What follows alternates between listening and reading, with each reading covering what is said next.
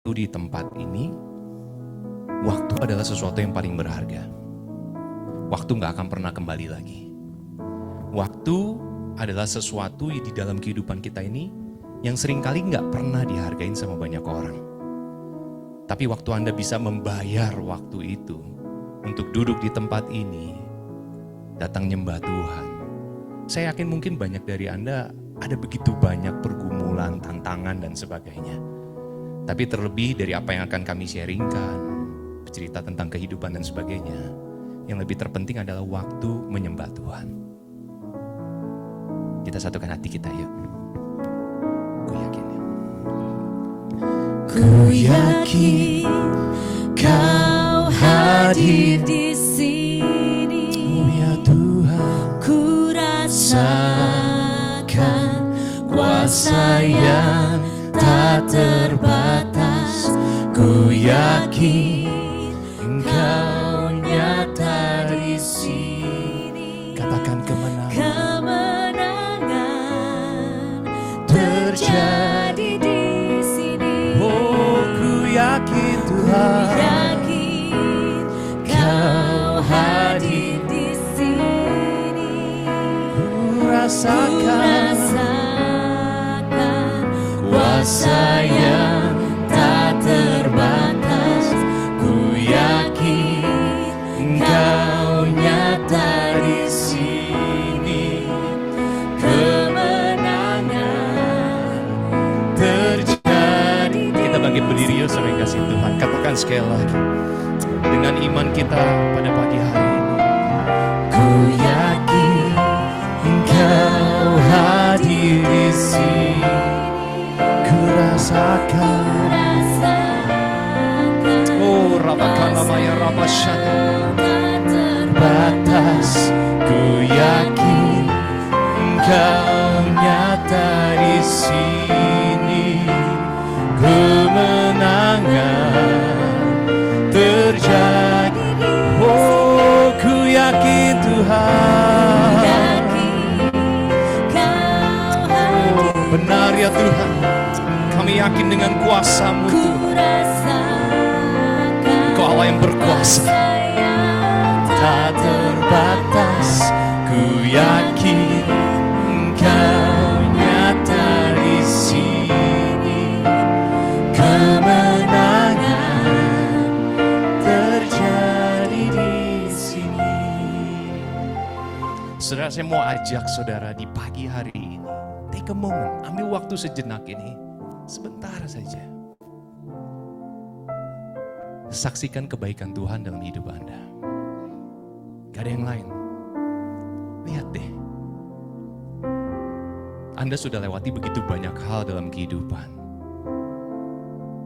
Kalau hari ini Anda masih bisa berdiri dengan kuat, sebagai seorang istri, sebagai seorang ibu, mungkin sebagai seorang kakak atau adik, atau mungkin Anda sendiri, saya nggak tahu. Tapi God knows, Tuhan tahu. Mata Tuhan itu selalu tertuju kepada setiap orang yang datang bersungguh hati kepada Dia. Waktu kita datang mencari Tuhan, ada satu kerinduan dalam hati kita untuk mengalami Dia. Pagi hari ini, lagu ini mengatakan sebuah kemenangan di dalam Tuhan. Anda mau lihat gak kemenangan yang baru? Anda mau ngelihat gak jawaban-jawaban doa itu terjadi buat keluarga Anda? Buat suami Anda, buat anak-anak Anda. Mungkin banyak dari Anda juga ngalamin situasional yang tidak bisa dikendalikan oleh diri Anda. Walaupun inginnya Anda adalah sesuai dengan apa yang Anda mau. Tapi kenyataannya tidak seperti itu. Tapi waktu Anda proclaim, waktu Anda katakan sekali lagi dengan iman Anda di pagi hari ini, Anda sedang katakan kepada hal yang tidak mungkin, bahwa bersama dengan Allah segala sesuatu mungkin. Tuhan pasti jawab doaku, pasti akan ada terobosan, pasti akan ada kebaikan, pasti akan ada hal-hal yang baru yang belum pernah aku lihat. Oleh sebab itu karya Tuhan itu pasti ya dan amin. Amin. Boleh kita katakan sekali lagi dengan iman kita. Oh, Ku yakin Engkau hadir di sini. Rasakan kuasa yang tak terbatas. Ku yakin Engkau nyata di sini. Oh, katakan kemenangan Terjadi di oh, ku yakin Tuhan Kau hadir di sini. hanya karena-Mu Tuhan. Curahkan kasih-Mu yang baru Tuhan. Refresh us this morning Lord. Oh, rapakan nama ya rapasyanda ya. Di sini kemenangan terjadi. Katakan kesembuhan, kesembuhan terjadi. Mujizat-Mu Tuhan, mujizat-Mu. Oh, oh, oh, terjadi di sini. Berikan sorak-sorai bagi Allah kita. Haleluya. Tuhan, kami yakin Tuhan, 2-3 orang berkumpul memuji muliakan nama Tuhan, Tuhan yang hadir di tengah kami. Engkau yang menjamah setiap pribadi. Buat kami mengalami Tuhan kebaikan-Mu di pagi hari ini. Buat kami keluar ini gak sama lagi. Tapi buat kami mempunyai satu cara pandang yang baru tentang kehidupan kami, tentang situasi kami, tentang apa yang Tuhan rencanakan dalam hidup kami. Kami undang Allah Roh Kudus, Engkau yang mengurapi setiap pribadi di tempat ini. Tuhan, kami juga tidak lupa mendoakan keluarga kami yang tidak ada di sini pagi hari ini. Kami serahkan para suami, anak-anak kami, bahkan juga keluarga besar kami, dimanapun mereka berada ya Tuhan. Seperti Engkau jaga, Engkau lindungi, dan Engkau berkati kami pagi hari ini. Urapi bibir lidah hamba-Mu beserta istri yang akan berbagi Tuhan tentang semua kebaikan-Mu. Terima kasih Tuhan Yesus. Kami siapkan tubuh jiwa roh kami saat ini buat mendengar semua tentang Engkau saja. Terpuji nama Tuhan Yesus. Haleluya. Kita semua katakan amin. Haleluya. Boleh tepuk tangan buat Allah kita. Silakan duduk saudara yang kasih Tuhan. Shalom. Selamat pagi. Puji nama Tuhan, saudara yang kasih Tuhan. Saya percaya bahwa Tuhan Yesus itu baik ya saudara sama kita semua. Dan hari ini saya ngucap syukur kalau kita bisa ada di kota ini di Bandung. Dan saya nggak datang sendirian, tapi bersama dengan istri saya hari ini. Namanya adalah Bonita Adela. Dan saat ini kami melayani bersama-sama di dalam sebuah gereja yang nanti saya akan sharing sama Anda juga sedikit. Kami melayani di Makau, sekarang masuk tahun ke-16. Dan Tuhan percayakan di dalam pelayanan ini bagaimana kami melayani baik itu dari para pekerja migran Indonesia atau buruh migran Indonesia. Lalu terus juga ada professionals, ada families, ada anak-anak. Lalu terus juga ada orang-orang dengan bangsa asing atau bahasa asing. Dan kami mengucap syukur kalau Tuhan juga berkati kami dengan 3 orang anak yang lucu-lucu semua kayak bapaknya. Iya, 2 orang laki-laki dan 1 orang perempuan. Dan 3 orang ini sekarang anaknya saya yang paling besar sudah masuk umur 19 tahun, saudara yang kasih Tuhan. Lalu anak yang kedua 15 dan yang ketiga 12 tahun. Dan kami mengucap syukur kalau di dalam kehidupan kami pun perjalanan itu adalah salah satunya adalah karena Tuhan. Kami juga mengalami bagaimana anak-anak kami semua adalah cerita kesaksian tentang kebaikan Tuhan. Saya yakin Anda dan saya sama, di mana kita semua punya kisah bersama dengan Tuhan. Tapi pertanyaannya tentu kan apa yang harus kami lakukan Tuhan di dalam hari-hari ini ketika kami mau menjadikan kisah itu bukan cuma sebuah story atau sebuah cerita masa lampau. Saudara tahu nggak bahwa Anda dan saya melewati kehidupan ini, kita menulis begitu banyak sejarah kehidupan. Anda dan saya mungkin melewati banyak perkara sebelumnya. Tapi ingat, yang terpenting bagi Tuhan adalah hari ini dan hari esok. Masa lalu kita adalah sebuah sejarah yang kita dapat belajar banyak hal. Tapi Tuhan mau menyertai kita di hari ini dan hari besok. Kenapa? Karena dia mau nyatakan bahwa ada masa depan yang penuh dengan rancangan damai sejahtera. Ada rancangan Tuhan yang penuh dengan hal yang belum pernah Anda lihat. Ada rancangan penuh damai sejahtera yang Tuhan rancangkan jauh dan bukan rancangan kecelakaan. Oleh sebab itu saya ngucap syukur kalau hari ini kita bisa ada di sini pasti karena juga penyertaan Tuhan. Terima kasih sebelumnya dari teman-teman juga di dalam Ladies Fellowship ini yang udah 8 tahun. 8 tahun bukan waktu yang pendek. Waktu 8 tahun pasti ngalamin begitu banyak hal, apalagi ngelewatin COVID kemarin kan. Sempat full online, lalu kembali ketemu lagi. Dan saya yakin kalau wanita-wanita itu adalah orang-orang yang setia. Kenapa saya bisa katakan itu? Karena kami juga melayani sebagian besar adalah wanita di Makau saat ini. Dan ketika kami melayani para wanita, tentu banyak cerita.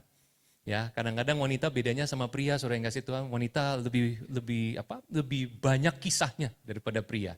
Pria sedikit bicara, wanita punya 1000 cara untuk berbicara. Jadi luar biasa saudara yang kasih Tuhan. Kami mengucap syukur kalau Tuhan bisa percayakan kami untuk melayani di kota tersebut. Dan sampai hari ini, gereja yang kami layani bernama Bethel Church Makau. Apakah saya boleh minta tolong? On screen please.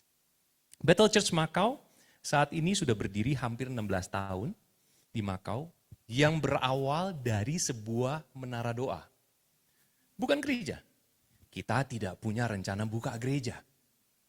Hanya sebuah menara doa. Tuhan panggil saya dan istri saat itu melayani. Lalu kami tinggal di Indonesia sebenarnya. Tetapi istri saya memang besar atau dari kecil dia di Makau. Jadi dari buyutnya di sana. Dan ketika waktu berjalan, sampai akhirnya kami menikah, lalu lahir anak pertama di Makau, lalu kami tidak berencana untuk tinggal di Makau. Jadi kami tinggal di Indonesia. Tetapi waktu yang membawa kami kembali lagi ke sana, dan ternyata bukan hanya waktu, tapi ada rencana Tuhan di balik perjalanan waktu. Saya adalah satu orang yang bekerja di dunia marketplace, saya bekerja di dalam dunia entertainment, saya juga melakukan atau kerja di dalam production, yaitu produksi di segala sesuatu yang berhubungan dengan dunia entertainment, baik itu film dan sebagainya. Oleh sebab itu waktu Tuhan bawa kami kembali sampai di Makau, kami nggak ada rencana untuk menjadi seorang pendeta, pastor, apalagi mengembalai sebuah gereja. Menurut kami itu tidak ada di dalam cita-cita kami. Tapi ternyata rencana Tuhan jauh lebih baik daripada kami. Saya yakin itu. Mungkin tidak semua orang harus jadi seorang pastor atau hanya menjadi seorang pelayan Tuhan. Tetapi ternyata Tuhan bukan saja panggil saya, tetapi juga panggil istri saya. Sehingga sekarang istri saya juga sama-sama kita mengembalai berdua. Dan beliau juga adalah seorang pastor juga. Dan untuknya apa yang Anda lihat saat ini di hadapan Anda. Ini adalah beberapa foto-foto anak-anak ini pun sekarang juga udah mulai pada gede-gede, saudara yang kasih Tuhan, masuk masa remaja. Dan kami melihat pertumbuhan mereka, tetapi yang luar biasa adalah apa? Tuhan berikan satu tempat, satu komunitas kecil, rumah, di mana dikatakan recycle place for all nation. Waktu Tuhan berikan visi ini, kami nggak ngerti saudara. Waktu itu kami hanya berdoa, dan Tuhan bicara dengan jelas, recycle place for all nation. Waktu dikatakan itu, yang kami singkat sekarang menjadi house of recycle, atau rumah daur ulang. Kami nggak ngerti sama sekali. Tapi saya masih ingat waktu kami berdoa di dalam menara doa, saudara yang kasih Tuhan. Saya sama istri, waktu itu kami tuh sewa satu apartemen kecil, ya Boni ya. Kita sewa satu apartemen kecil, dan waktu itu kami bantu pelayanan sebuah gereja GBI yang ada di Hong Kong. Kebetulan pastornya itu mentoring kami dengan sepenuh hati, almarhum. Dan mereka benar equip kami dengan luar biasa, sampai kami bangun rumah doa ini. Tujuannya hanya untuk supaya orang datang bisa berdoa bersama. Karena kami sangat excited mau melihat sesuatu yang dihasilkan lewat doa. Dan apa yang terjadi saudara yang kasih Tuhan? Tuhan kasih visi. Waktu Tuhan bicara tentang visi, visi itu adalah sebuah jembatan antara hari ini dan hari esok Anda. Mungkin seringkali kita nggak tahu kita arahnya kemana. Tapi kalau Tuhan kasih visi, berarti itu ada satu tujuan yang Tuhan rencanakan dan rancangkan. Tinggal pertanyaannya, maukah Anda menjadi bagian daripada visi tersebut? Nah saudara, waktu dikatakan tentang recycle place for all nation, kalau Anda lihat di sini ada logo recycle ya saudara. Itu logo panah ke bawah, terus ke samping, ke atas. Semua tahu kita punya botol, kalau Anda mungkin, maaf ya Pak, saya pinjem ya. Kalau mungkin Anda lihat ada botol, mungkin ada labelnya, di situ selalu ada logo recycle. Apa yang dimaksud dengan recycle? Yang saya tahu, Yang di recycle itu hanya sampah. Yang di recycle itu hanya barang-barang yang sudah tidak berguna. Yang di recycle itu hanya sesuatu yang sudah tidak dipandang, dilihat, atau mungkin ditaruh di pojokan, atau yang sudah useless. Tetapi saudara yang kasih Tuhan, Tuhan bicara jelas banget kepada kami begitu. Saat itu bahwa gini, Tuhan bicara seperti ini. Ini hatiku, lalu panahnya ke bawah. Kuberikan kepadamu. Lalu panahnya ke samping, supaya engkau dapat melayani sesamamu. Lalu panahnya kembali ke atas, supaya mereka kembali kepadaku. Simple banget, Tuhan cuma mau supaya orang-orang kembali kepada Dia. Karena Dia punya rancangan yang besar, tetapi harus melalui proses daur ulang. Saudara jangan salah tangkap dulu. Kalau kita bicara tadi berarti yang di recycle itu adalah sampah yang tidak berguna, tidak berharga. Ya mungkin tampaknya seperti itu, tapi ingat, waktu di recycle akan dijadikan sesuatu yang lebih berharga dan luar biasa, betul? Dan saya yakin itu cara Tuhan. Jadi hari ini saya percaya bahwa kalau kita boleh membolehkan Tuhan untuk mendaur ulang kita, maka kita ini akan melihat sesuatu yang besar di depan kita sana. Amin? Anda percaya itu semua? Boleh kasih tepuk tangan gak buat Tuhan kita? Mari tundukkan kepala kita, saya mengundang kita untuk berdoa sebentar. Tuhan, terima kasih, kami percaya kami ada di tempat ini semua karena kebaikan-Mu. Urapi kami semua Tuhan, urapi bibir lidah hamba-Mu dan istri yang akan berbagi kepada kami semua dalam waktu yang singkat ini Tuhan. Kami mau apapun yang kami bicarakan, it's all about You. Dan hanya Tuhan saja yang dimuliakan. Dan biarlah Tuhan ketika keluar dari tempat ini tentu kami mendapatkan sesuatu yang baru. Dan nama Tuhan juga yang dimuliakan. Terima kasih Tuhan, bicara kepada kami semua saat ini. Urapi kami, kuduskan nama-Mu di dalam nama Yesus. Haleluya. Amin. Amin. Haleluya. Saudara, saya mau kasih kesempatan sama istri saya juga untuk sharing nanti. Dan tentunya kalaupun Anda katanya mau tanya jawab juga ya. Juga it's okay, it's very open. Katanya kita mau bikin lebih lightweight, lebih santai, lebih tenang. Tapi izinkan saya sebentar saja untuk berbagi dasar firman Tuhan. Karena kita akan kembali lagi back to the word of God. Karena apa yang Tuhan sudah ucapkan itu akan menjadi pegangan kita. Setuju? Oke, next one please. Dikatakan di dalam firman Tuhan ini, boleh kita baca sama-sama gak ya saudara? Boleh ya? 1, 2, 3. Sampai kita semua telah mencapai kesatuan iman dan pengetahuan yang benar tentang anak Allah.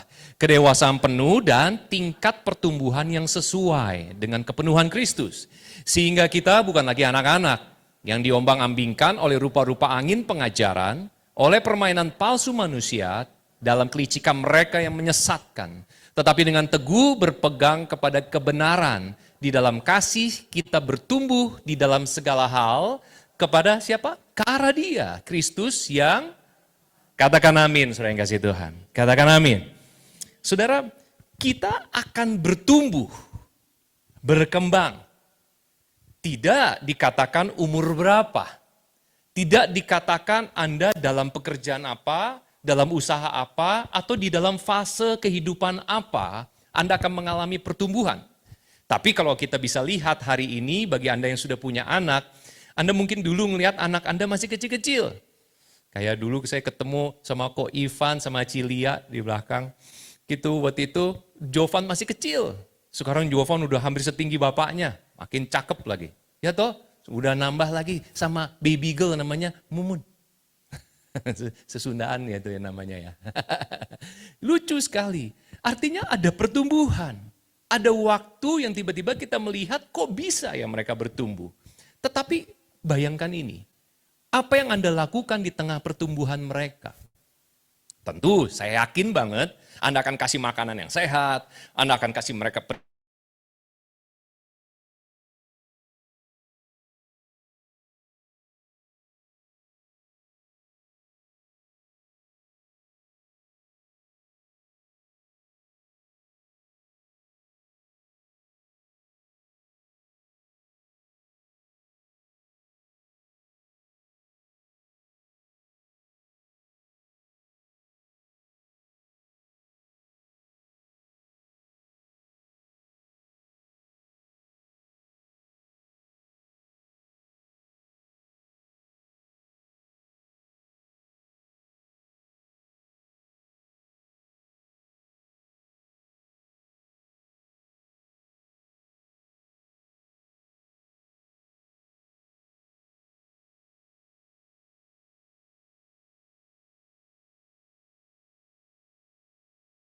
Anda. Mau tidak mau, Anda akan berhadapan dengan pilihan. Apa yang harus dilakukan di hari esok? Next one please. Saudara yang kasih Tuhan, oleh sebab itu, kita harus bisa mengerti bagaimana caranya Anda dan saya bisa bertumbuh di dalam segala hal. Ada simple aja, saya mau tambahin doang yang di sini dalam bahasa Ibrani, itu ada 3 kata, yaitu yalak, halak, dan gadol. Di mana dikatakan yalak itu adalah to proceed along, to go, to grow as you proceed. Artinya Anda mengalami sebuah maturity, kedewasaan. Lalu ada halak, yaitu to grow in a righteous walk. Di dalam jalan kebenaran, setiap langkah yang diambil, tapi akan menuju kepada kebenaran. Kalau Anda ingat firman Tuhan katakan, the truth will set you free. Artinya adalah bahwa kebenaran itu yang akan membebaskan Anda. Kenapa banyak orang itu terjerembab di dalam perangkap atau terjerembab di dalam hal-hal yang buruk di dalam kehidupan mereka yang sulit bagi mereka akhirnya untuk pertanggungjawabkan. Karena mereka tidak memiliki kebenaran, tidak bertumbuh di dalam kebenaran. Mereka disesatkan. Lalu dikatakan juga bagaimana to grow in greatness. Saya yakin bahwa setiap orang yang ada di dalam Tuhan, walaupun mereka memiliki keterbatasan, tapi mereka selalu memiliki kebijaksanaan. Amin? Setuju? Oleh sebab itu ketika seseorang memiliki kebijaksanaan, maka dia akan mampu untuk bertumbuh menjadi lebih baik. Dia bisa dihargai, bisa dihormati, dia dapat berhasil, dapat sukses dalam apapun yang dia lakukan dengan tangannya menjadi beruntung dan berhasil. Kenapa? Karena dia memiliki roh takut akan Tuhan. Walaupun mungkin dia hanya seorang pegawai biasa. Walaupun mungkin di sana seperti yang kami layani, banyak dari mereka adalah seorang pembantu rumah tangga. Kerjanya serve majikannya, bos.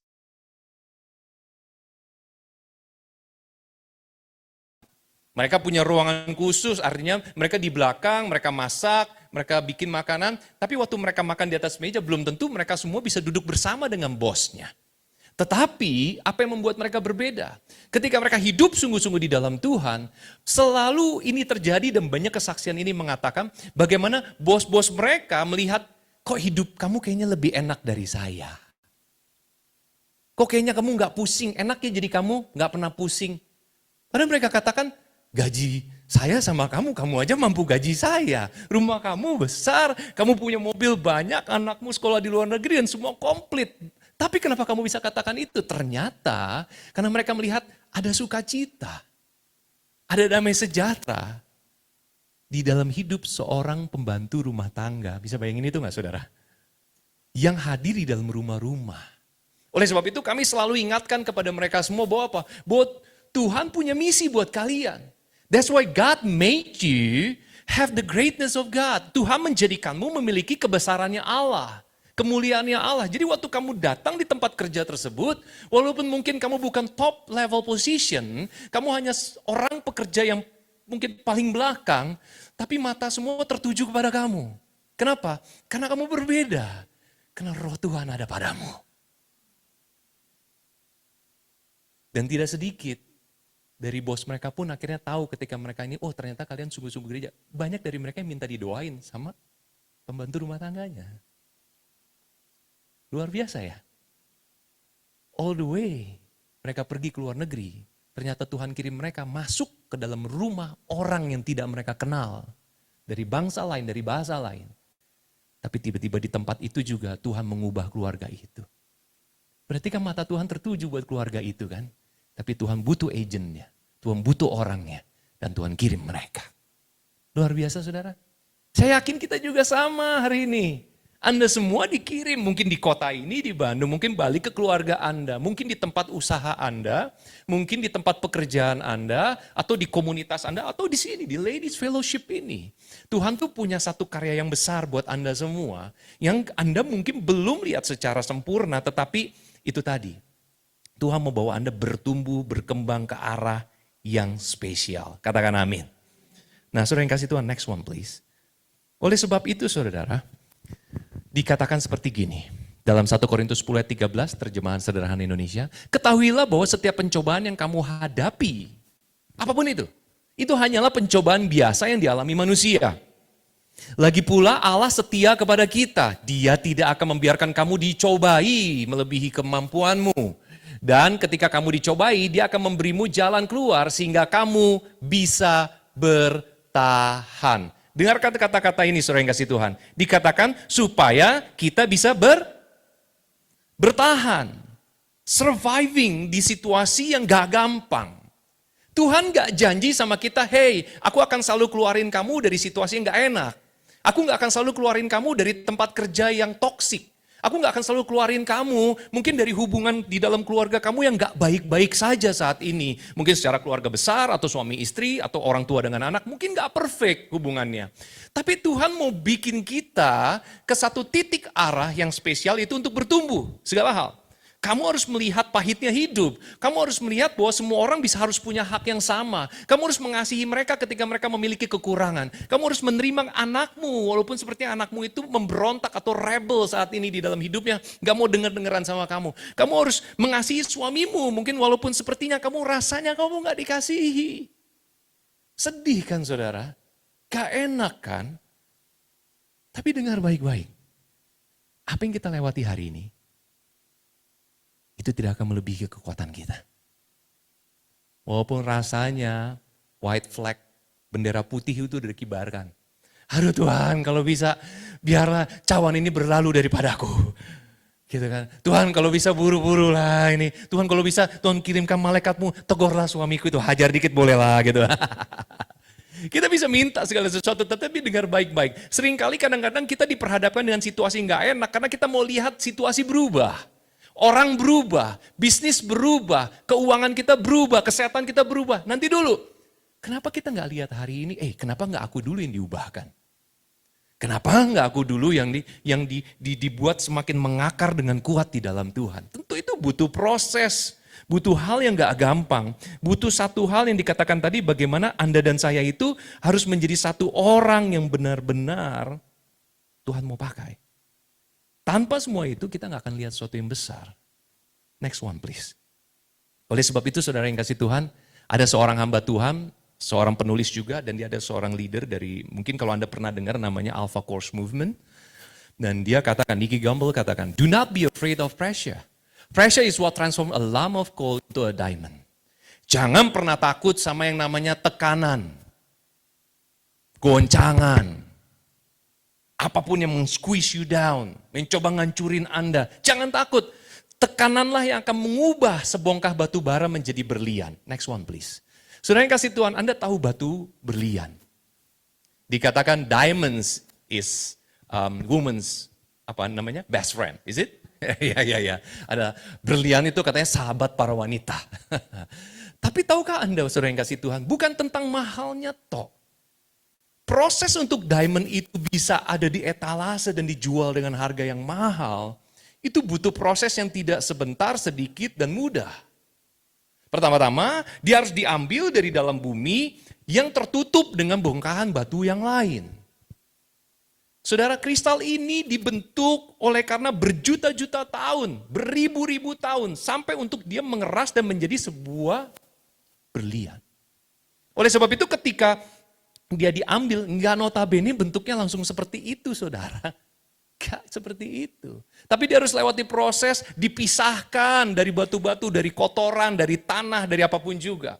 Lalu bongkahan diamond itu, maka dia akan lewati satu proses lagi di mana totally dibersihkan, lalu dia harus melewati para ahli, dites dulu. Lalu habis itu ada orang-orang khusus yang akan memotong. Tidak sembarangan, tapi orang-orang khusus dengan alat khusus. Jadi jangan kaget kalau memang sering kali dikatakan berlian itu adalah satu batu permata yang sangat mahal nilainya. Karena apa? Butuh proses yang gak gampang untuk menjadikan dia batu permata yang murni. Cukup mengerti saudara? Butuh proses bagi kita. Butuh waktu untuk mengubah diri kita, untuk menjadikan kita seperti apa yang Tuhan mau, yang murni, yang spesial tentang diri Anda. Anda semua spesial loh. Boleh bilang gak sama temannya para ibu-ibu di sampingnya? You are special. Setuju? You are special. Oh ya, pria juga boleh, maaf. Saya lupa. Saya pikir saya doang di sini loh para pria ya.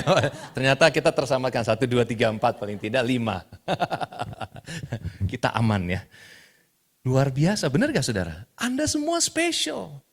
Oleh sebab itu ayat firman Tuhan katakan seperti ini. Next one please. Dikatakan seperti ini. Di dalam Filipi 4 ayat 6 dalam The Passion Translation, saya terjemahkan di dalam bahasa Indonesia, dikatakan jangan mudah ya saudara untuk ditarik ke arah yang berbeda atau khawatir tentang sesuatu hal. Jangan pernah jenuh di dalam doa sepanjang hari. Persembahkan permohonan penuh iman Anda di hadapan Tuhan dengan rasa syukur yang melimpah apapun keadaanmu. Dan dikatakan, ceritakan padanya, ngobrol sama Tuhan. Setiap detail hidup Anda. Kapan terakhir kali kita ngobrol sama Tuhan? Anda mungkin bisa baca Alkitab loh. Ya I know, Tuhan bicara sama aku. Tapi kita nggak pernah treat hubungan kita seperti hubungan suami istri. Kita nggak pernah treat hubungan kita sama Tuhan seperti komunikasi dua arah. Kita nggak pernah treat bahwa kita bukan cuma untuk duduk atau disuruh sama Tuhan. Enggak. Tapi seharusnya kita merindukan sebuah komunikasi. Di mana Anda bisa cerita semuanya sama dia loh. Kita tahu itu kan sebenarnya kan. Tapi seringkali untuk melakukannya nggak semudah itu. Tapi coba deh tanya sama dia, kenapa aku nggak mulai membiasakan diriku untuk menceritakan setiap detail hidupku? Apakah Anda pikir Tuhan akan kecewa waktu kita bilang, Tuhan aku lagi marah. Tuhan aku lagi kesel. Tuhan aku lagi ngerasa nggak adil. Tuhan aku lagi nggak mood. Tuhan, aku lagi mau ngamuk. Gitu. Emangnya nggak boleh? Boleh dong. Saya yakin dia Bapak yang baik yang mengenali setiap pribadi Anda. Ada yang tukang marah, ada yang tukang ngedumel mungkin. Ada yang mungkin gampang terluka karena hatinya sangat lembut. Mungkin gampang kepikiran, asumsinya bisa 1000 macam. Kepikiran ini, kepikiran itu. Banyak juga kita nggak sabaran.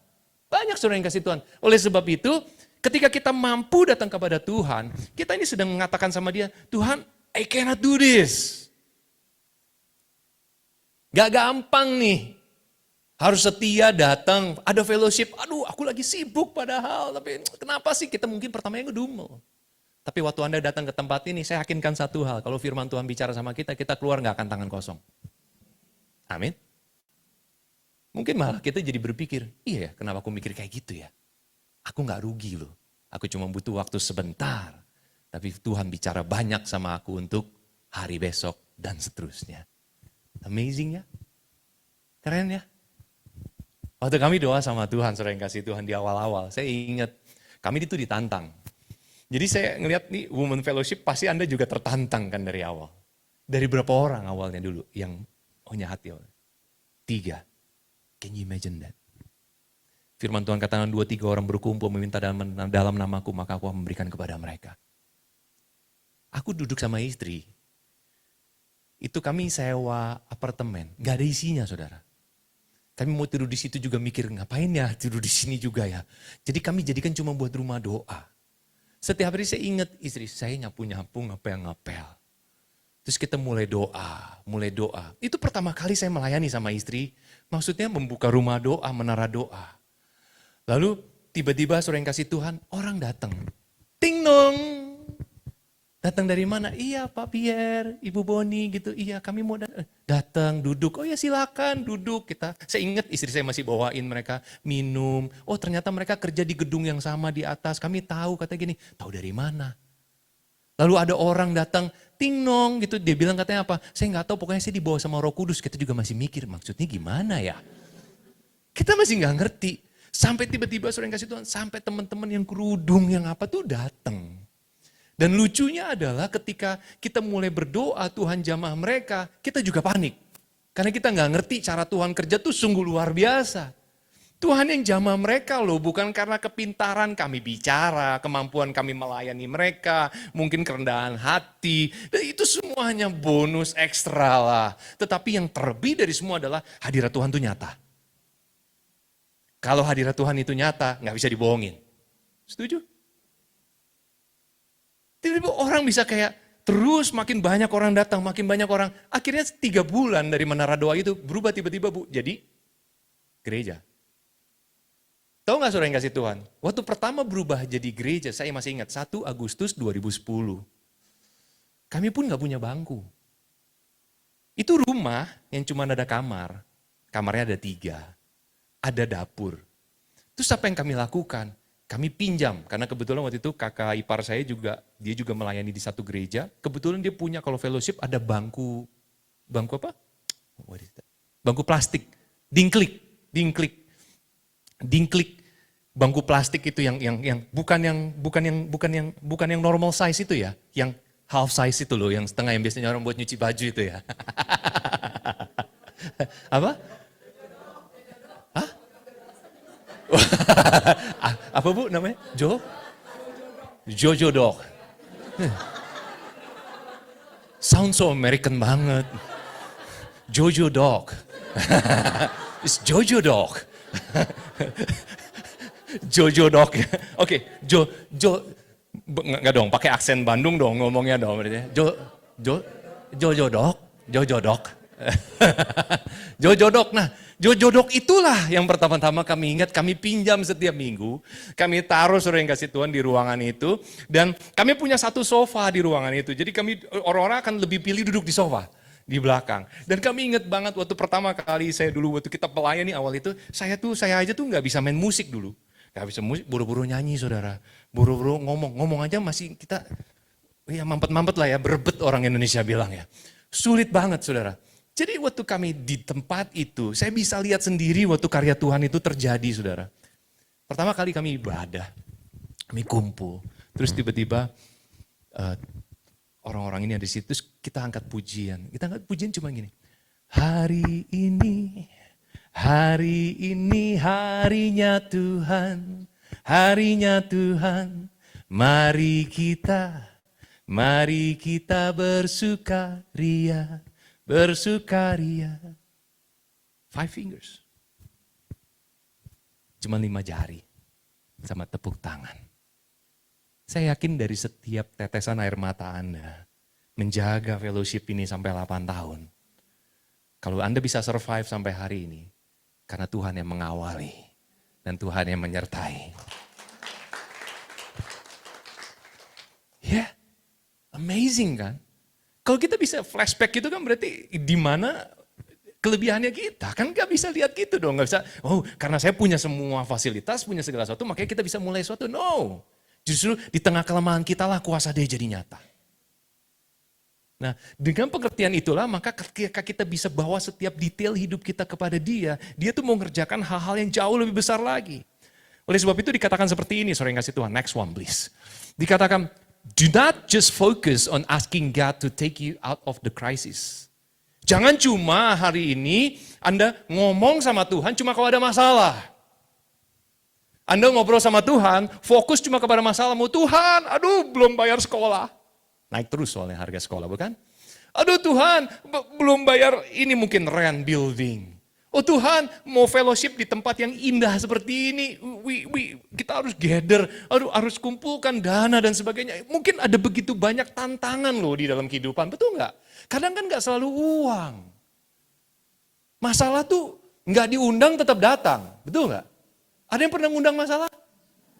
Apalagi pakai invitation letter. Hari ini I'm ready for you, come. Nggak mungkin. Betul nggak saudara?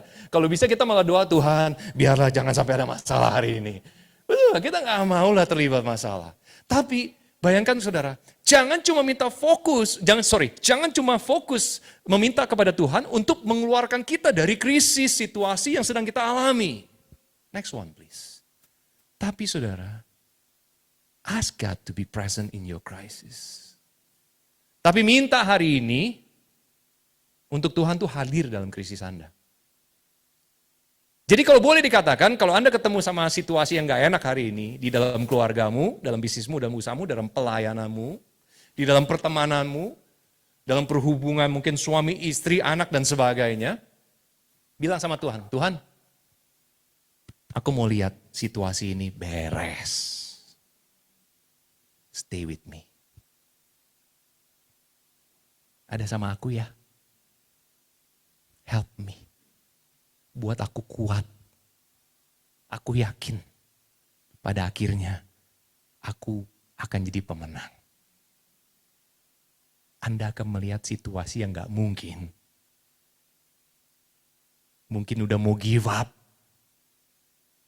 Kalau bisa, Tuhan jangan keluarin aku dari masalah ini. No. Hari ini doanya beda. Kalau Anda bicara tentang uang, mungkin tadi uang sekolah, uang gedung, kayak uang apapun juga, bilang sama Tuhan. Saudara yang kasih Tuhan, saya sama istri saya, kami tinggal di Makau, uang sekolahnya juga gak murah. Anak-anak kami masuk di sekolah internasional, tetapi Tuhan memberkati kami dengan cara yang berbeda. Baru saja selama beberapa waktu ini Tuhan selalu kasih kesempatan buat kami, anak-anak kami itu dapat scholarship. Bukan karena mereka pintar cerdas di dalam hasil-hasil nilai studinya. Tetapi kemarin tiba-tiba, baru tahun lalu ya Bani ya, terakhir ya, last one is last year right? Last year. Kami sedang berpikir bahwa kayaknya kita nggak bisa tetap di sini, di sekolah ini, karena memang ada aturan baru di sekolah itu, semua jenis scholarship dicabut. So, gak ada lagi scholarship. Kami mulai berpikir dengan nilai yang sangat tinggi sekali saat itu. Nilainya ratusan juta untuk satu anak. Lalu kami pikir, anak saya masih belum selesai SMA. Yang satu masuk SMA. Yang kedua mau masuk SMP. Berarti ini kita akan butuh sangat besar sekali nilainya. Yang harus dibayarkan per tahun. Lalu apa yang kami lakukan? Ngobrol sama Tuhan. Kami bilang gini, Tuhan cuma 2 hal kami yakin. Pertama, anak-anak bisa sekolah baik, kami pasti bisa bayar. That's it. Yang kedua, kalau kami nggak punya ada uang yang buat bayar, pasti akan ada mujizatnya untuk menyelesaikan ini. That's it.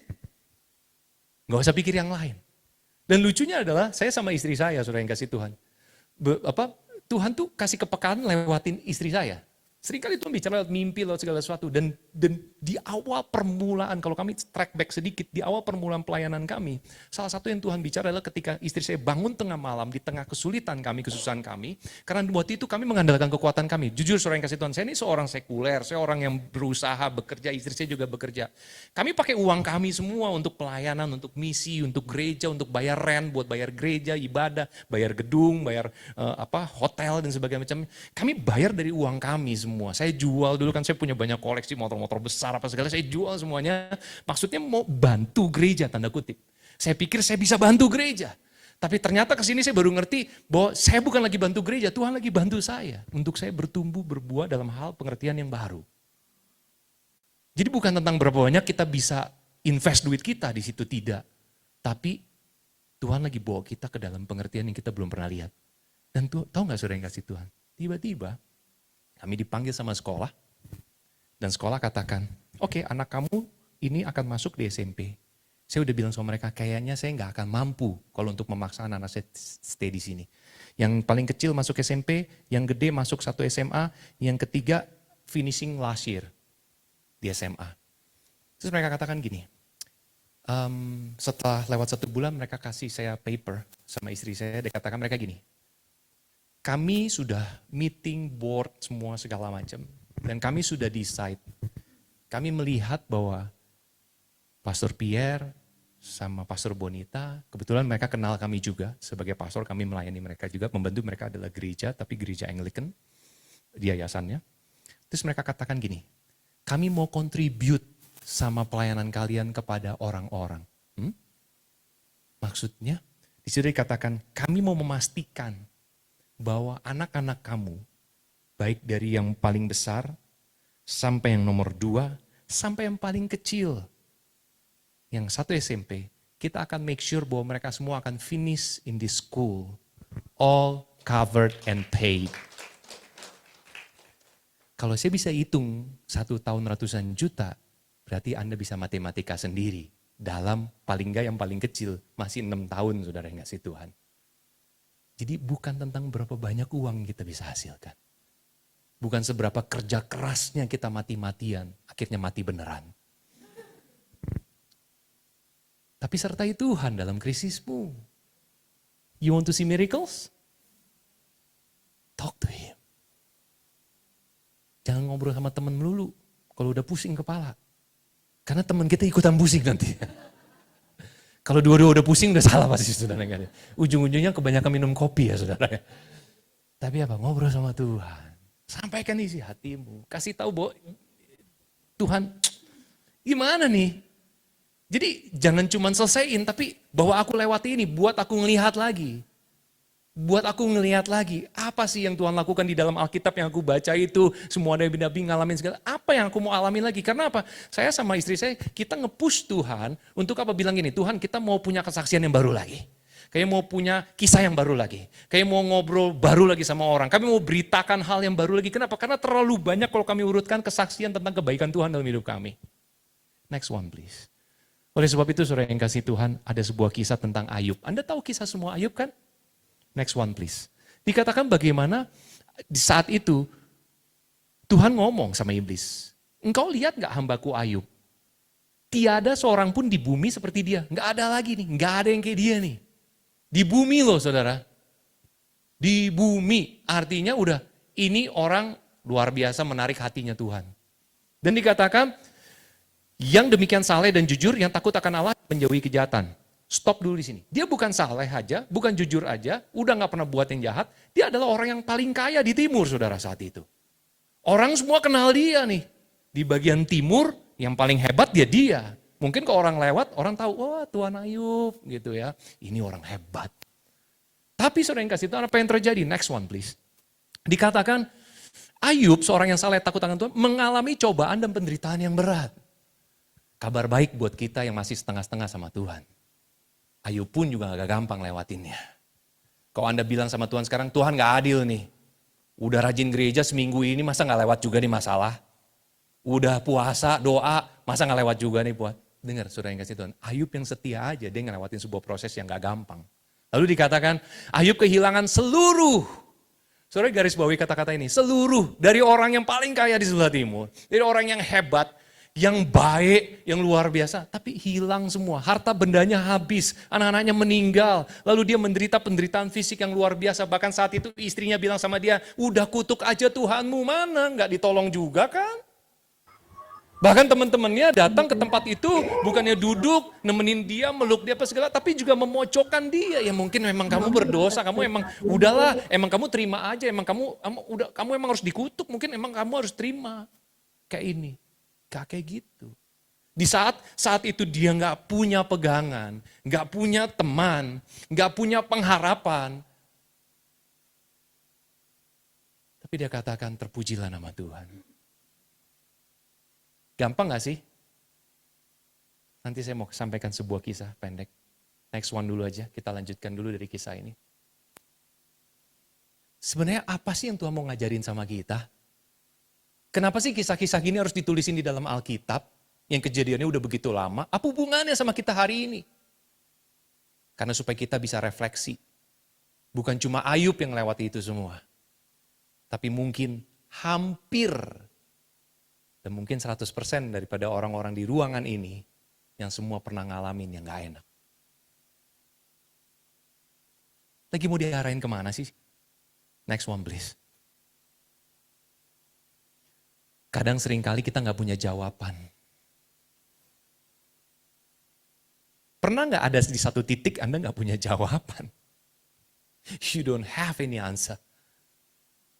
Buka sosial media Anda juga gak ada jawaban. Dengerin kanan kiri, mungkin buka YouTube, dengerin pendeta banyak juga gak ada jawaban buat kita gitu loh. We trying hard. Kita tanya sama orang-orang bijaksana di sekeliling kita, gak ada jawaban. Pernah gak ngalamin dalam satu situasional yang Anda juga, apa sih ini dan gimana nih ya? Gitu loh. Tapi next one please. Sorry yang kasih Tuhan, next one. Ada sebuah kisah tentang pohon yang ada di Amerika, yaitu di Fish Lake, Utah. Namanya Pando Trees.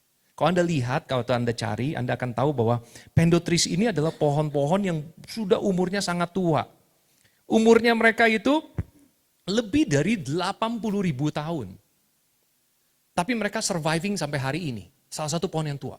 Dan saudara di sini bukan cuma bicara tentang satu pohon yang tua. satu hutan yang kuat. Ternyata ketika dicari tahu kenapa mereka bisa survive puluhan ribu tahun. Simple. Akar yang terhubung satu sama lain. You get disconnected, Anda terputus sama Tuhan, you're done. Anda akan mati. Dunia akan menelan kita hidup-hidup. Tapi kalau biarpun mengalami kekeringan, badai, digigit serangga, penyakit, binatang yang makanin akar mereka, grogotin, rasanya udah mau mati, tapi masih hidup sampai sekarang, saudara. Kenapa? Karena terkoneksi dengan baik satu dengan yang lain. A ladies fellowship kayak begini juga akan membuat Anda semakin kuat di dalam Tuhan.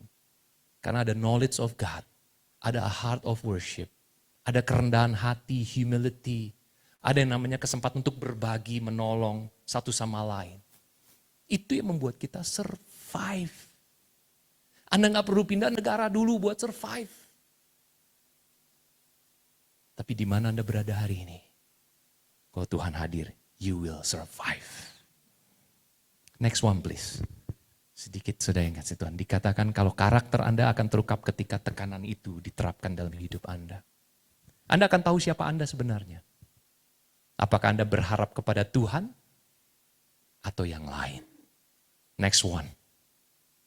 Saudara, saya diberkati 3 anak yang cakep-cakep. Tadi saya udah bilang, udah promosi sama Anda. Seorang istri yang cantik juga. Jadi saya adalah seorang pria yang beruntung.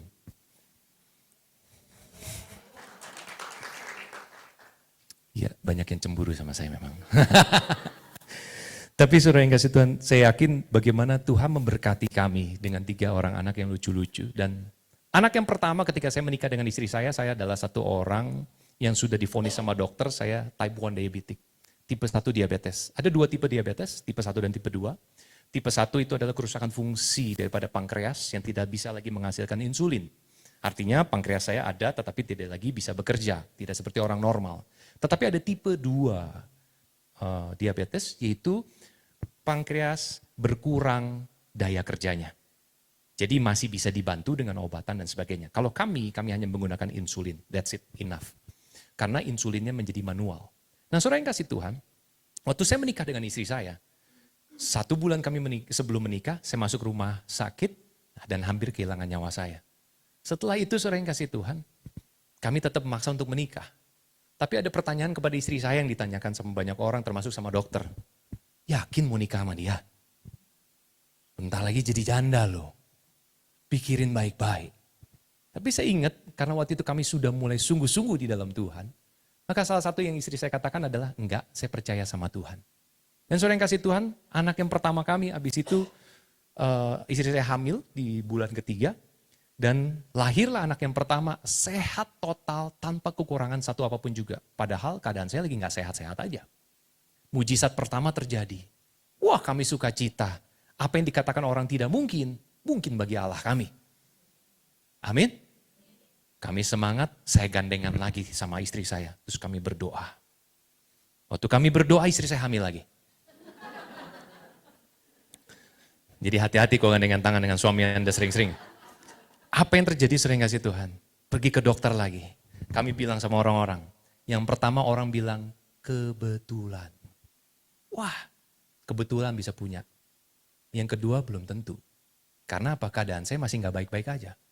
Gula darah saya kacau saudara yang kasih Tuhan. Sulit ngatur. Saya sempat ngalamin satu stres yang parah. Sampai saya tuh susah banget ngatur yang namanya gula darah tersebut. Dan apa yang terjadi? Ternyata waktu kami pergi ke dokter, dokter vonis dan katakan adalah apa? Anak kamu gak oke nih keadaannya.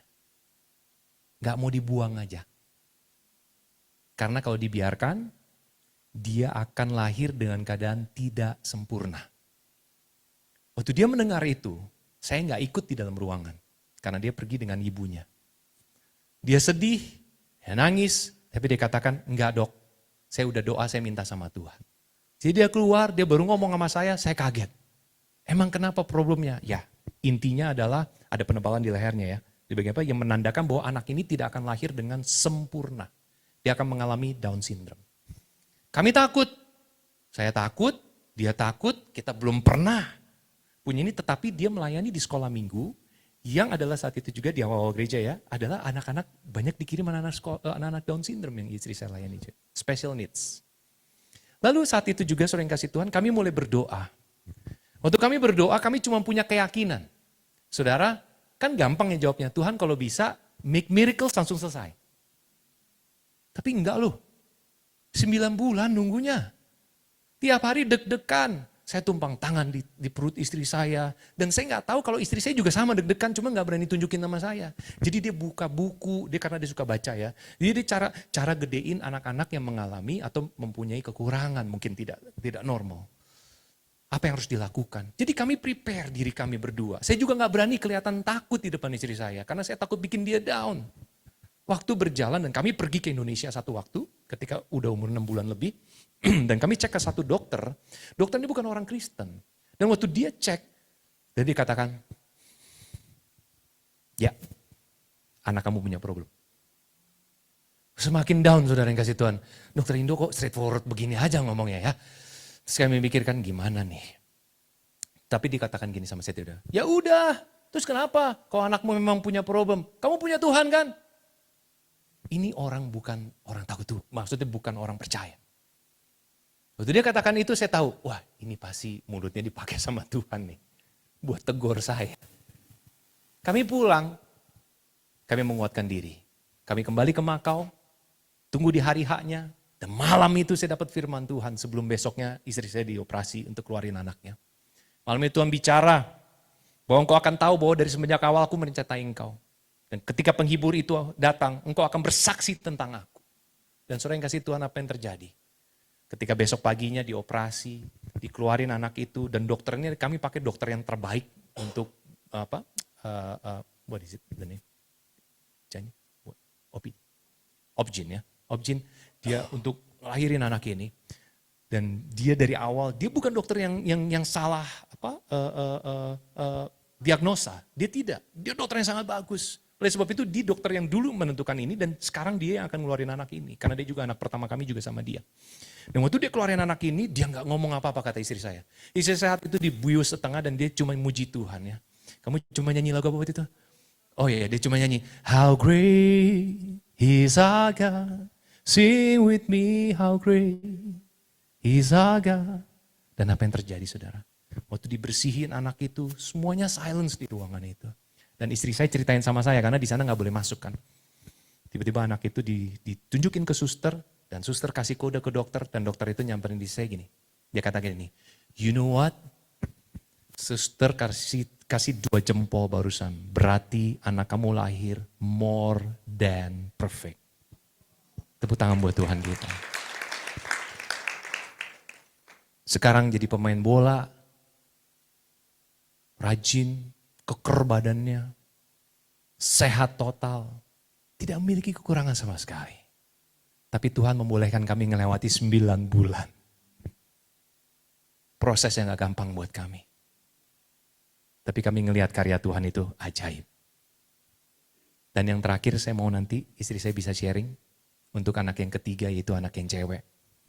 Karena ini adalah anak yang bonus. Kalau tadi saya katakan gandengan tangan, minta sama Tuhan, jadi. Yang ini gak minta saudara. Ini gak minta. Tiba-tiba satu hari saya duduk di taman sama istri saya. Istri saya cuma ngomong kayak begini. Pak, kenapa saya bilang? Dia kasih lihat, saya positif. Wah saya kaget saudara. Saya bilang, saya pegang tangan dia, gak apa-apa, saya akan tanggung jawab. Saya yakinkan dia, saya gak akan kabur katanya. Anak pertama beres sama Tuhan, anak 2 beres, anak 3 let's bring it on. Dan saudara yang kasih Tuhan, tentu ada kisah-kisah tersendiri tentang yang ketiga ini. Tapi saya mau kasih kesempatan buat istri saya bisa berbagi saat ini. Boleh maju ke depan, boleh.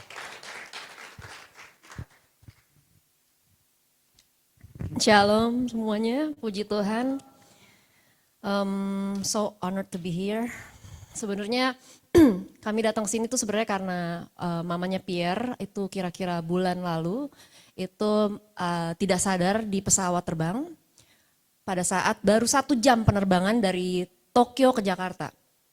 Lalu singkat cerita karena mereka pakai maskapai ANA, jadi ANA itu ada wifi, jadi kami dapat berita bahwa mama mertua gak sadarkan diri boleh nggak semua kumpulin anak-anak Boni, ipar aku yang tadi tuh yang Ko Ivan ketemu, untuk berdoa untuk mama. Oke, kita berdoa saat itu. Tapi pada saat kami berdoa selesai, Tuhan ingatkan pulang visit orang tua kamu. Terutama mama, karena mama itu single parents. Aku juga datang dari keluarga yang single parents. So both of us came from a dysfunction family. Jadi aku menghindari kata-kata broken home, karena ternyata aku gak broken-broken juga, iya kan? Gak broken kan? Jadi dysfunction mungkin, karena dua-duanya dibesarkan sama orang tua perempuan. Makanya aku lihat di sini semuanya perempuan, aku percaya semua punya background masing-masing. Dan aku percaya even yang single parents, don't worry. Jangan pikir terlalu jauh, nanti masa depan anak-anak aku gimana ya, masa depan aku gimana ya. Lihat one step ahead aja dulu. Karena sebenarnya memang panggilan kita bukan untuk melihat satu gambaran yang besar tentang hidup ini. Tapi one step ahead, just one little langkah aja, it's more than perfect buat kita. Karena Tuhan gak akan pernah meninggalkan kita. Saat itu saya bilang sama Cilia, saya akan balik ke Jakarta. Cilia bilang sama saya, Boni, boleh gak ke Bandung, ke Ladies Community? Saudara, Ladies Community ini ternyata terkenal di hati saya. Kenapa? Karena sudah di-mention berkali-kali sama Cilia. Di-mention. Sampai saya pikir saya harus datang ke sana. Kalau enggak akan terulang terus itu, looping. Ya, nanti Cilia akan nanya lagi, kapan? Puji Tuhannya, saya bilang sama Pastor Pierre sebenarnya kadang-kadang tuh suka, karena udah gak biasa macet, dia biasa kayak udah deh kita stay di Jakarta aja deh. Dan kali ini saya cuma nanya dari kamar, Pierre mau gak ke Bandung, pelayanan ke Ladies Community? Sambil ngerjain bahan khotbah, ayo. Puji Tuhan hari ini ada di sini. Dan saya percaya bukan kebetulan ya. Jadi saya mau saksikan sedikit tentang Efrata. Tadi kayak Pastor Pierre bilang, saya gak minta Efrata. Kenapa? Saya percaya semua ibu-ibu punya beban yang sama. Mungkin terlihat beban, padahal itu berkat anak-anak ya. Saya punya anak 2 dan saya ibu gembala. Kebayang ya, kalau kita mengembalai gereja di luar negeri, itu mungkin berbeda sama di Indonesia. Kenapa? Karena mereka akan menjadikan kita keluarga yang paling terdekat. Ada yang sakit, saya yang datang kerikin saudara. Bawa minyak angin gitu ya.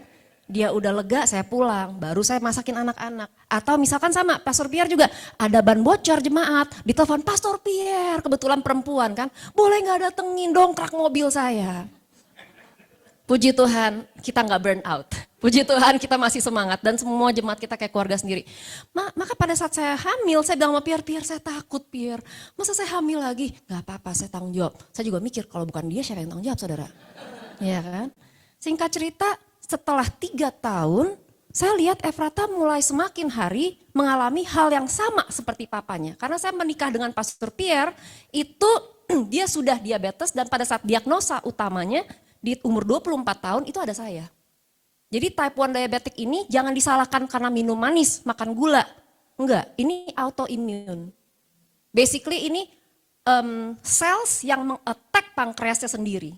Jadi pada saat anak saya mulai semakin kurus, mulai semakin kok kayaknya nggak lincah, saya bilang Pierre kayaknya Efra mesti dicek gula darahnya. Pierre bilang nggak bisa, nggak, dia nggak kenapa-napa. Boleh nggak please pinjem cekan gula darah kamu. Saya ambil, saya cek harganya, angkanya udah bukan tinggi. Biasanya ada tulisannya, kalau di sana 18, kalau di sini mungkin 150 sampai 300 gitu yang tinggi ya. Ini tulisannya cuma high, arrow up, berarti sudah tidak kebaca. Singkat cerita kita bawa ke rumah sakit sebelum terlambat karena saya tahu penanganan diabetes tipe 1 karena mengurus Pierre. Lalu saat itu juga pas Efrata didiagnosa sama seperti papanya karena genetik, saya cuma bilang sama Tuhan, inikah upah saya melayani Tuhan? Saya meninggalkan zona nyaman saya loh saudara, Jakarta, walaupun saya dibesarkan di Makau, tapi saya suka saudara yang namanya pempek ya, apalagi Kak. Ayo bring it on, soto ayam. Jadi saya cuma kayak, inikah upah saya? Pada saat bersamaan juga, Efrata lagi rumah sakit, saya mesti lari. Ngajar Sunday School, tahu gak saudara? Iblis tuh bisa pakai banyak cara untuk membuat ibu down.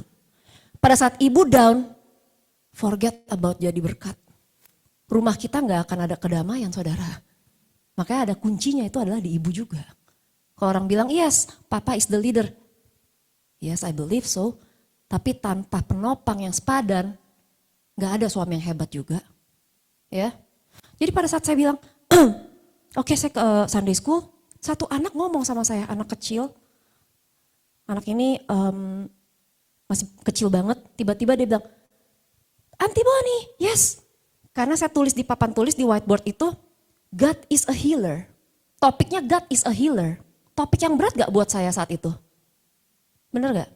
Kalau kita bilang God is a healer, God is a good father, God is a provider, while kita nggak lagi nerima sesuatu, He didn't provide me at all.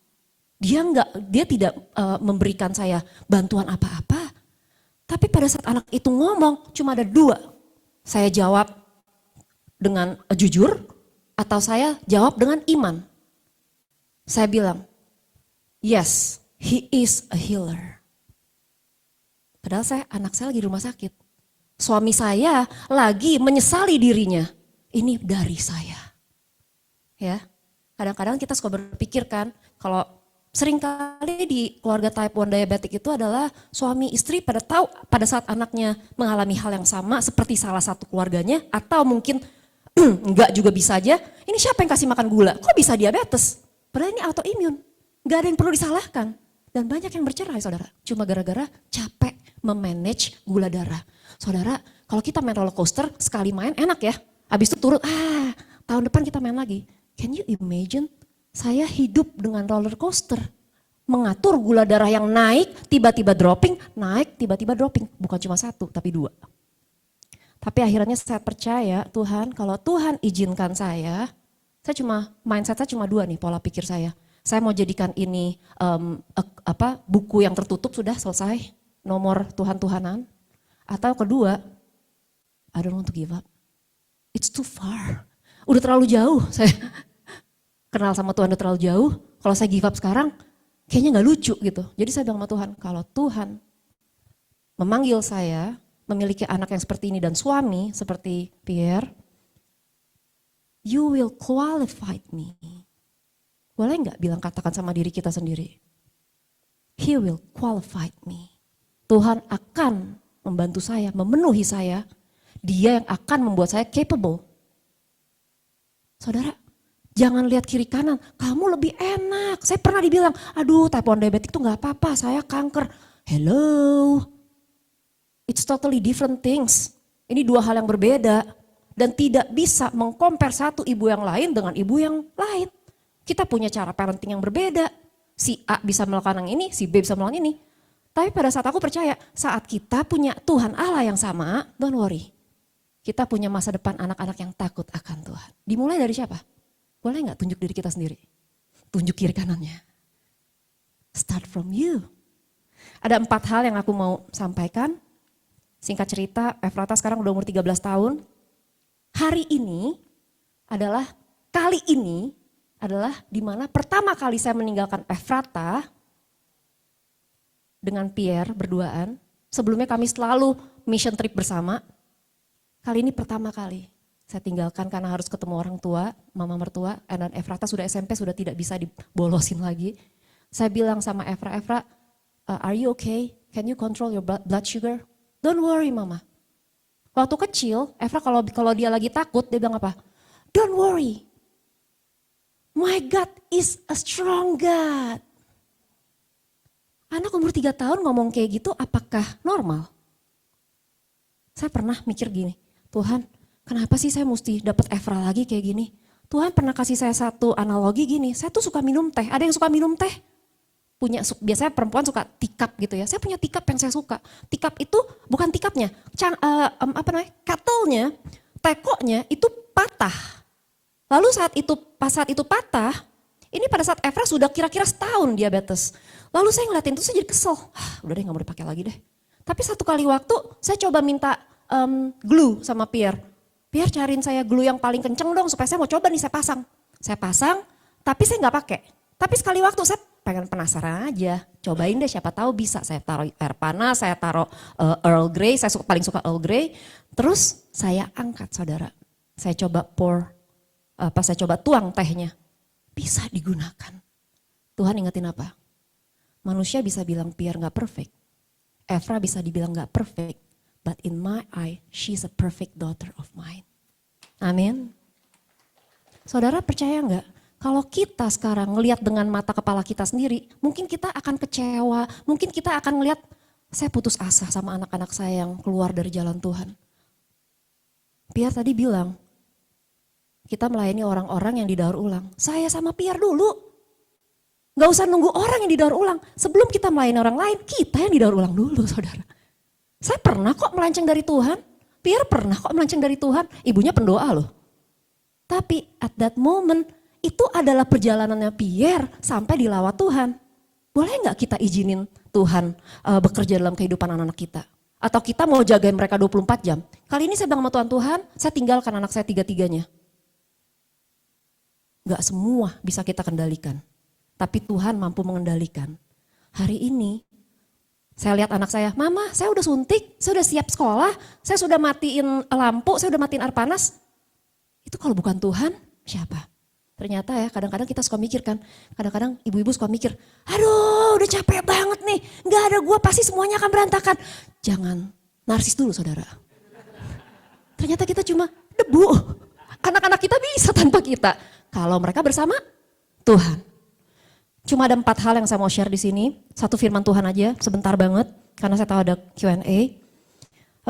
Satu firman Tuhan yang berkata seperti ini. Ini adalah satu cerita di mana saya pernah ngalamin baby blues. Pas hamil Efrata. Jadi setelah hamil Efrata, instead of saya happy, saya super sad. Saya ngelihat, saya gak suka sama bayi ini. Saya ngalamin depression. Jadi kalau dipikir depresi itu emang bisa. Emang bisa terjadi sama orang lain. Kurang iman. Jangan saudara. It can happen to anybody. Satu firman ini yang menguatkan saya. Perikopnya adalah kepenuhan hidup dalam Kristus. Kamu telah menerima Kristus Yesus Tuhan kita. Karena itu hendaklah hidupmu tetap di dalam Dia. Ya, ini di mana? Kolose 2, 6-7. Nanti boleh dibawa pulang, kita baca sendiri. Hendaklah kamu berakar di dalam Dia dan dibangun di atas Dia. Hendaklah kamu bertambah teguh dalam iman yang telah diajarkan kepadamu. Dan hendaklah hatimu melimpah dengan syukur. Izinkan saya untuk sharing sedikit tentang ini. Jadi di situ ditulis apa? Akar yang dalam tuh apa sih? Doa dan firman yang kokoh. Tidak goyah saat badai datang. Kalau kita bilang kita mau punya testimoni yang banyak. Yang saudara lihat saya sama Pastor Pierre itu punya banyak kesaksian. Yes, yes, saudara punya banyak kesaksian. Tapi kalau kita bilang perjalanan kita panjang sama Tuhan, kita mau Tuhan pakai saya Tuhan. Tapi giliran kita ada di ladang misi, saya di ladang misi kebetulan. Pakai saya jadi alat Tuhan, tapi kirimlah dia Tuhan. Jangan saudara. Kita juga harus siap. Berarti apa? Proses yang ada ini akan membawa kita dalam kemenangan, bukan kemenangan period, kemenangan titik enggak. Kemenangan, kemenangan, kemenangan, dan kemenangan untuk kemuliaannya Tuhan saudara. Di situ dibilang hendaklah kamu berakar di dalam Dia. Hendaklah berarti kalau aku lihat bahasa Indonesianya, hendaklah itu bisa saja, bisa tidak, tapi dianjurkan. Ya kan? Saya cuma ada satu pilihan pada saat saya depression. Kenapa? Saya udah gak bisa dengar khotbah saudara. Saya kesel, saya marah. Mami saya cuma bilang, Boni, you have to be strong. Ini sebelum Efrata, type 1 loh. Jadi saya udah ngelewatin banyak storm. And I try to surf on the storm. Karena saya dulu suka main skateboard, saya suka main roller skate, saya mungkin nggak kayak perempuan-perempuan biasanya. Jadi saya coba berselancar di storm itu. Lalu saya ingat banget, saya dengar khotbah dikasih firman Tuhan tuh mental. Tapi cuma akhirnya saya bilang, Tuhan, satu hal aja Tuhan, saya tahu ini berat banget buat saya. Biarlah akar saya terus tertanam di dalam. Saudara, kalau pohon yang tinggi, kita lihat, bukankah akarnya jauh lebih dalam daripada ketinggian dia? Sampai akhirnya saya bilang, satu hal Tuhan. Yes, sama kayak Ayub, saya boleh dicobai begitu banyak hal. Bukan Tuhan jahat, tapi Tuhan allow. Bukan Tuhan, oh Tuhan coba-cobain saya. Enggak, Dia mengizinkan karena Dia tahu Anda dan saya itu orang yang kuat. Colek kiri kanannya, strong woman kita ternyata ya. Akhirnya saya bilang sama Tuhan, Tuhan firman Tuhan itu yang menguatkan saya. 4 hal yang saya ingat, yang saya tahu saat itu saya lakukan adalah 4 hal yang saya pakai untuk tetap berakar dalam Kristus. Mungkin ada saudara-saudara yang juga lagi ngalamin anak-anak mungkin yang melenceng daripada Tuhan, keluarga yang mungkin didoain belum mau mengenal Tuhan. Jangan dipaksa-paksa saudara. Saya nggak dipaksa-paksa sama mertua saya, tapi mertua saya mendoakan saya. Setiap kita mau ke gereja hari Minggu saya bilang, Pastor Piar, enakan kita nonton nih. Kan dulu kita gereja di GBI, di JHCC, saya bilang enakan ke PS. Perempuan macam apa saya itu? Tapi ya akhirnya dengan caranya Tuhan saya terpanggil. Lalu habis itu apa? Saya lihat orang yang paling terbelakang itu bisa dipakai Tuhan jadi yang terdepan. Dan jangan salah, yang terdepan kalau kita tidak berakar di dalam Tuhan dengan penuh judgment, ngerasa kita paling benar, ibu si A ngambil keputusan salah, kita merasa solusi saya paling benar. Jangan. Boleh nggak setiap orang telepon kita bilang sama Tuhan, Tuhan biarlah saya melihat dia dengan sudut pandang Tuhan. Dan saya, kalau memang dia gak minta solusi apa-apa, gak usah apa-apa, doain aja. Sometimes kita sebagai perempuan Kristen gitu ya, kita kan punya banyak firman Tuhan nih, gue pengen terapkan ke dia. Belum tentu dia siap saudara. Jadi yang pertama apa? Coba deh saudara, coba ya. Punya sudut pandangnya Tuhan. Sehingga apa? Kita gak ngelihat situasi orang lain itu kayak kita mudah menghakimi mereka. Kedua, ada kasih tanpa kondisi. Kasih tanpa kondisi ini susah banget. Karena kita berpikir apa? When I give you something, what will you give me back? What shall I receive back? Beneficialnya apa? Atau kalau orang bilang apa? Kalau gue main sama lu, cuannya ada gak ya? Gitu kan? Enggak gitu. Tahu gak? Yang paling termahal yang teman-teman kalian bisa kasih, yang teman-teman saudara bisa kasih di Fellowship Women's Group ini, bukan uang loh. Makanan, iya saya suka makanan. Waktu itu gak akan pernah kembali. Dia duduk sama saudara 2 jam di coffee shop untuk dengerin keluhan saudara. That 2 hours you will never give back to her. Yes? Jangan sia-siain sahabat-sahabat yang ada di sini. Ada 3 founder, ada teman-temannya yang terus bertumbuh, multiply. Itu jangan disia-siain. Karena kenapa? Kalau kita lagi dalam keadaan sulit, jangan cari teman di luar saudara. Yang ada kita makin jauh dari Tuhan. Tapi carilah orang-orang yang mana? Yang safe. Dan pada saat orang memberikan kepercayaan untuk menceritakan tentang kehidupannya, zip it and put the lock in. Ya, apalagi pendoa. Ada lagi apa? Memberi ruang bagi Tuhan yang melawat secara pribadi.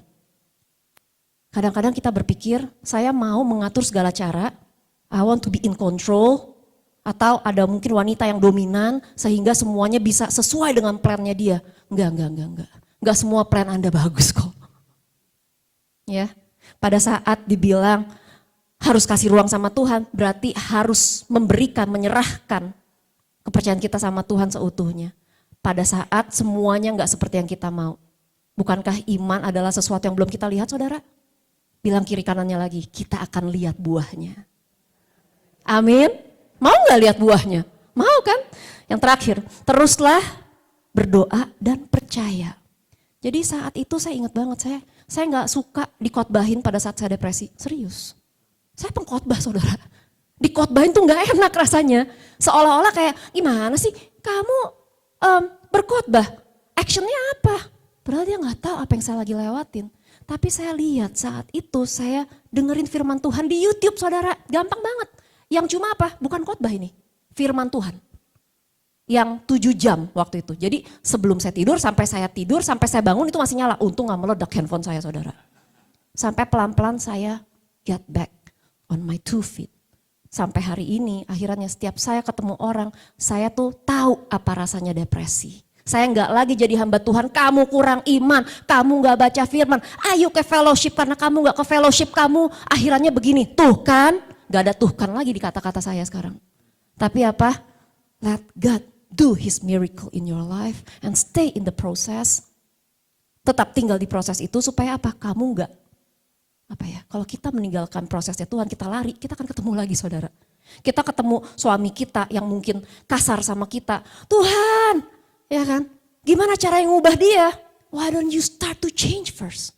Kenapa kita nggak ngubah diri kita dulu? Bilang sama Tuhan, Tuhan aku percaya ini situasi ini adalah situasi yang Tuhan izinkan dan saya percaya saya akan melihat kemenangan. Itu aja saudara yang saya mau sampaikan. Mengucap syukur hari ini bisa ada di sini. Semoga ada di lain kesempatan, either saudara yang datang ke Makau saya jemput, tenang aja, di sana ada supir, ya, ada pengangkat koper, yaitu kita berdua maksudnya. Dan kita akan tunggu. Itu aja, thank you. Thank you so much, Bonita. Berikan tepuk tangan buat Tuhan kita ya. Boleh gak sebentar, mungkin abis ini, saya gak ngerti waktunya seperti apa, tapi boleh gak kita anggap pujian satu aja sebentar ya, boleh.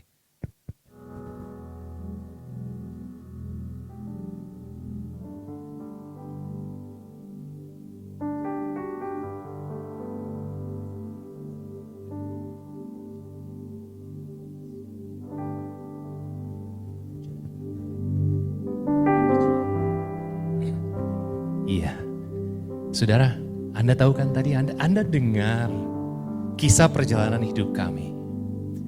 Mungkin Anda punya kisah Anda sendiri. You have your own story.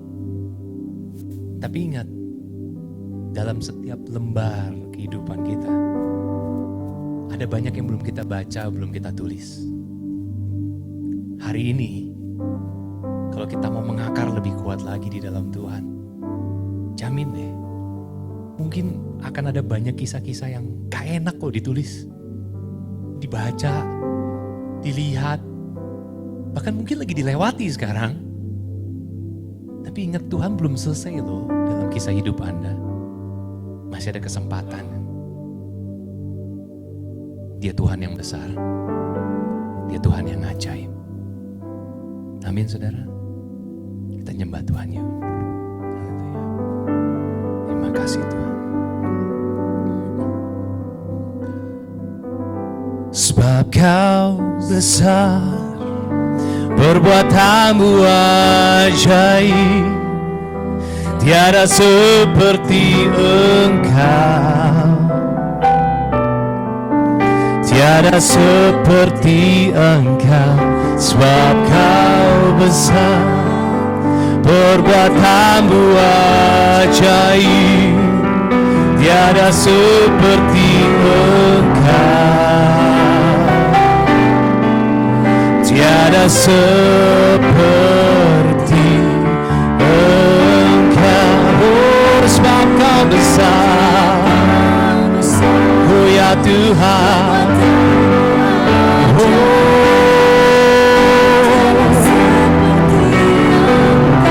hanya Kau, tiada seperti Engkau. Sebab Kau besar, perbuatanmu ajaib, tiada seperti Engkau,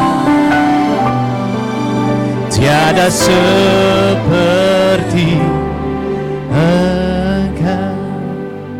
Betul nggak? Betul nggak? Anda harus convince, Anda harus yakinkan diri Anda. Pagi hari, waktu ini terbatas loh.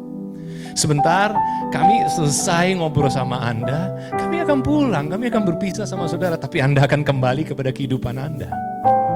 Anda akan kembali kepada realita di luar sana. Jangan cuma mempraktekkan kehidupan waktu yang singkat ini di dalam sebuah penyembahan yang singkat saja. No, bawa pulang sesuatu. Bilang sama Tuhan, Tuhan, I'm ready. Aku siap. Aku mau lihat sesuatu berubah. Karena aku tahu Engkau Allah yang besar. Engkau gak tinggal diam. Sebab Kau besar, perbuatanmu ajaib, tiada seperti Engkau. Mari kita bagi berdiri sedikit situ. Tiada seperti Engkau. Sebab Kau besar, perbuatanmu ajaib, tiada seperti Engkau, tiada seperti Engkau. Mari katakan dengan iman kita sekali lagi. Sebab Kau besar, perbuatanmu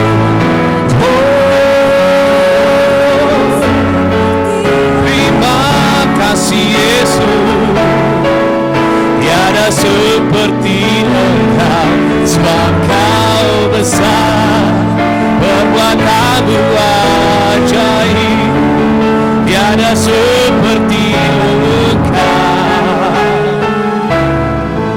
tiada seperti Engkau, sebab Kau besar, sebab Kau besar. Katakan dengan iman kita, bicara sama Tuhan siang hari ini.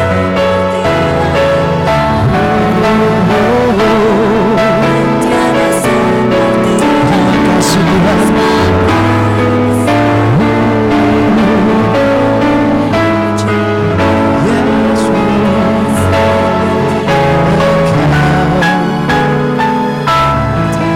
Tiada seperti Engkau, for you are great, you do miracles. Masih ada mujizat Tuhan. Oh yes Lord. There is no one else like you. You are great. Oh Rabashandaya Rabakadama Ya Rabashanda. There is no one else like you. There is no one else like you.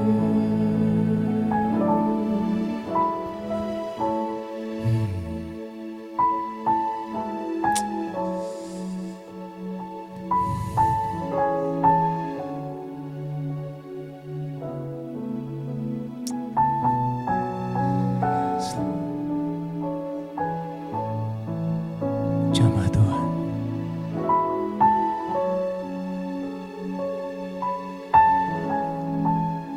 Bila hari ini Engkau dikuatkan kembali.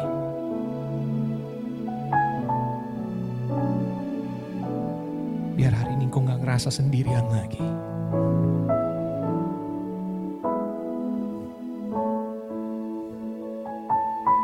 Biar Engkau mengerti bahwa Dia Allah yang besar.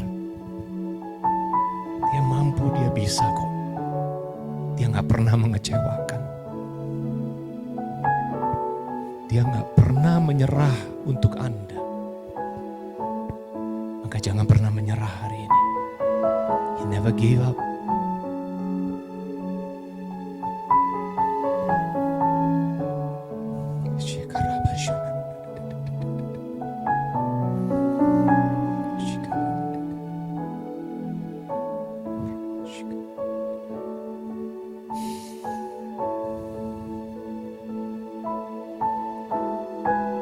Engkau yang sudah memulai Tuhan community ini Tuhan.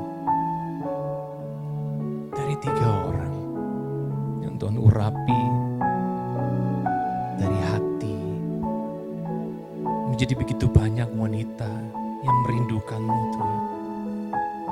Biar melalui tempat ini Tuhan, melalui perkumpulan ini, melalui community ini, this fellowship Lord, justru akan ada banyak wanita-wanita yang luar biasa, gagah perkasa, wanita-wanita yang bijaksana.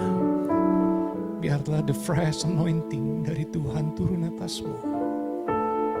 Bukan karena Engkau bisa, tapi karena Roh Allah menyertaimu. Dia akan memampukanmu. Dia akan memberikanmu kebijaksanaan. Makasih ya Tuhan, untuk karya-Mu yang gak pernah berhenti dalam hidup kami. Hari ini hamba mau berdoa spesial. Saudara, siapa yang ada di dalam hatimu saat ini? Tadi Ibu Boni katakan, kalau engkau ingin melihat perubahan di sekitarmu, kita pun juga harus dirubah, harus mau untuk diproses. Ingat, jangan minta Tuhan untuk membawa engkau hanya keluar dari krisis. Tapi minta Tuhan hadir. Minta Tuhan hadir di dalam krisismu. Di dalam keadaan kehidupanmu saat ini. Taruh tanganmu di dadamu saat ini. Mari kita berdoa.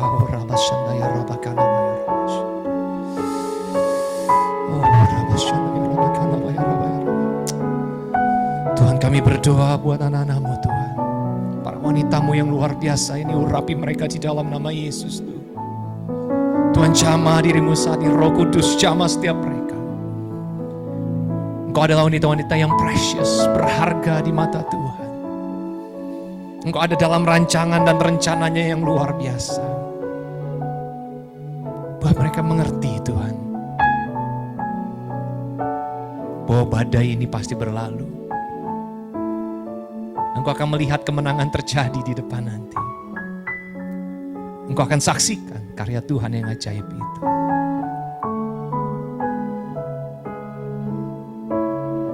Bahkan siapa yang ada di hatimu saat ini?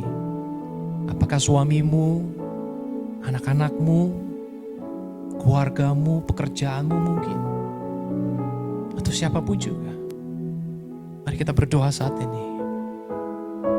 Tuhan dengar setiap doa-doamu. Mari doakan saat ini, doakan, doakan, doakan.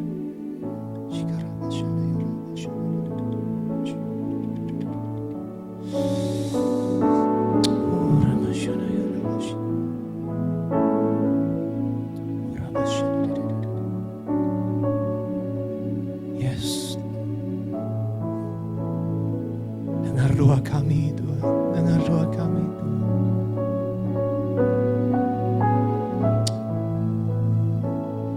Doa kami Tuhan. Terima kasih.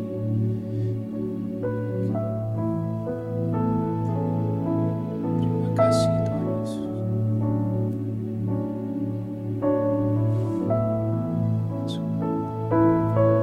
Terima kasih Tuhan. Ku yakin Kau hadir di sini. Rasakan kuasa yang tak terbatas. Ku yakin Benar Tuhan. Kau nyata di sini.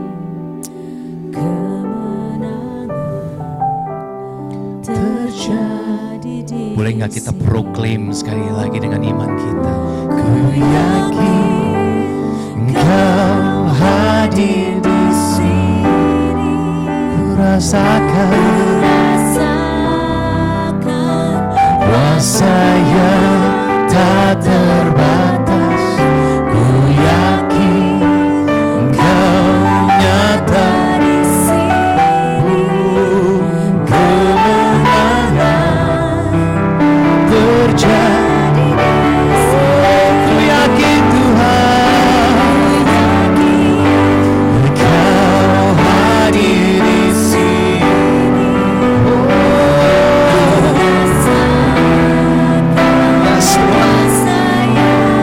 Tak terbatas, ku yakin Engkau nyata di sini.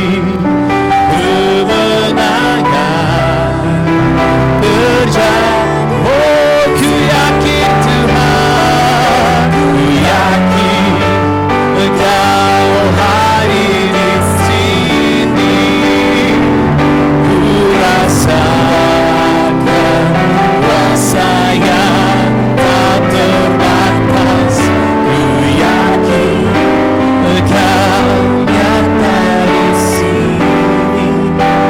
Kemenangan terjadi di sini. Ku yakin Engkau. Makasih Tuhan. Makasih Tuhan. Tak terbatas, ku yakin Kau nyata di sini. Katakan kemenangan.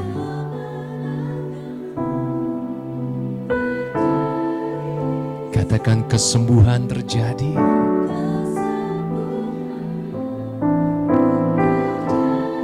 Boleh ucapkan mujizatmu terjadi.